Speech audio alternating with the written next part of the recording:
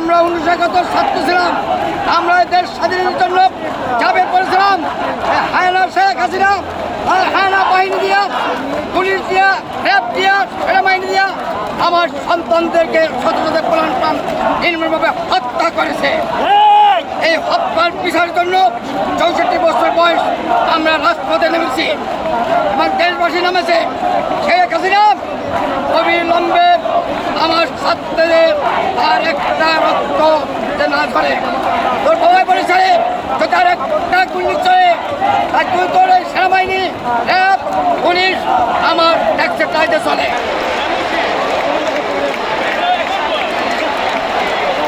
শেখ হাসিনা যতদিন পর্যন্ত পদত্যাগ না করবে, পদত্যাগ করার পরে আমরা তার বিচার করব।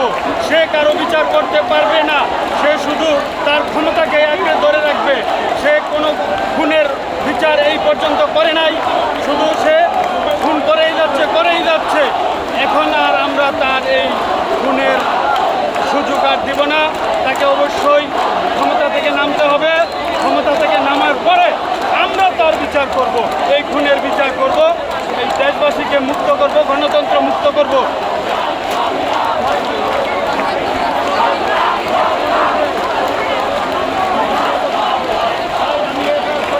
আপনারা দেখছেন না এইরকম অসহিষ্ণু আন্দোলন ঢাকা সিটিতে আপনারা বাংলাদেশ হওয়ার পরে কখনো দেখছেন? ছেলে মেয়ে মা বোন বাচ্চা কাচ্চা সবাই একসাথে। আপনারা বুঝতে পারতেছেন না আমাদের ভাষা? আমরা এই দেশে কোনো স্বৈরাচার দেখতে চাই না। রক্তের উপর দাঁড়িয়ে এই দেশ শাসন করবে কেউ, এটা বাংলাদেশের মানুষ মেনে নিবে না। শহীদের রক্তের উপরে দাঁড়িয়ে এই দেশ কেউ শাসন করতে পারে না কোনো স্বৈরাচার। এই দেশে যখন ছেলেপেলেরা একটা কোটা নিয়ে একটা আন্দোলন করছে, এইখানে তাদেরকে গুলি করার রাইট কে দিয়েছে? কোনোভাবেই তারা গুলি করতে পারে না। অবিলম্বে জাতির কাছে ক্ষমা চাইয়া হত্যা না করো।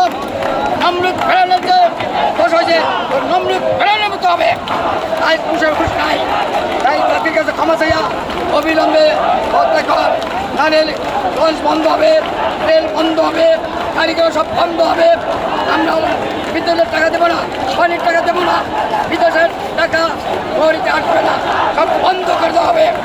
অবিলম্বে যদি সুখ করতে দাও তাহলে অবিলম্বে হত্যা না করলে আমরা আরো ব্যবহার হইয়া দেশ চলে গিয়ে চাপে পড়বো, কোনো কাপড়ও থাকবে না।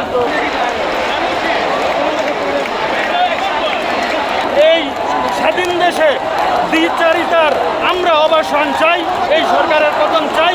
অবশ্যই পতন না করে আমরা ঘরে ফিরবো না, না না না না।